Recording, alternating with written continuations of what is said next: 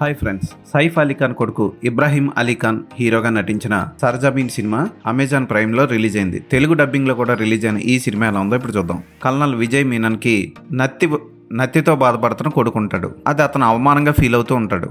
అయితే ఆ కొడుకు ఇంటికి దూరమై టెర్రరిస్ట్ గా మారి దేశానికి ప్రమాదం తెచ్చే విధంగా తయారై వస్తాడు. ఆ సమయంలో కల్నల్ విజయ్ మీనన్ ఏం చేశాడు, అతని భార్య మెహర్ ఏం చేసింది అన్నదే సినిమా. ఇది చాలా పాత కథ. ఇటువంటి కథలు మనం చాలా చూసాం. ఉదాహరణకి ఫనా సినిమా కూడా ఇంచుమించు ఇదే కథతో ఉంటుంది. అయితే పాత్రలు వేరవుతాయి అంతే.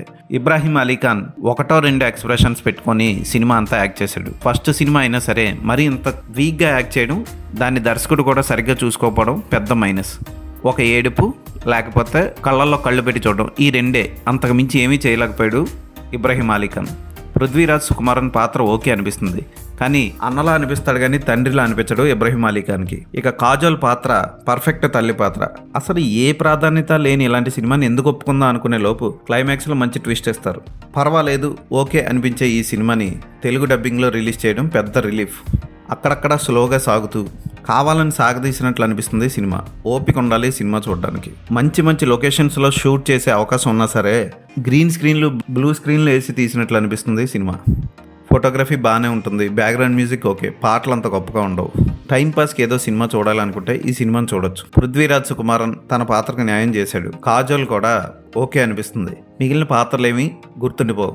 విలన్గా నటించిన మిహిర్ అహూజా, అతని బాబాయ్గా నటించిన మరో విలన్ కూడా ఆకట్టుకుంటారు. టైంపాస్కి ఏదో సినిమా చూడాలనుకుంటే ఈ సినిమాను ఒకసారి చూడొచ్చు. ఈ సినిమాకి నేను ఇచ్చే రేటింగ్ 2/5.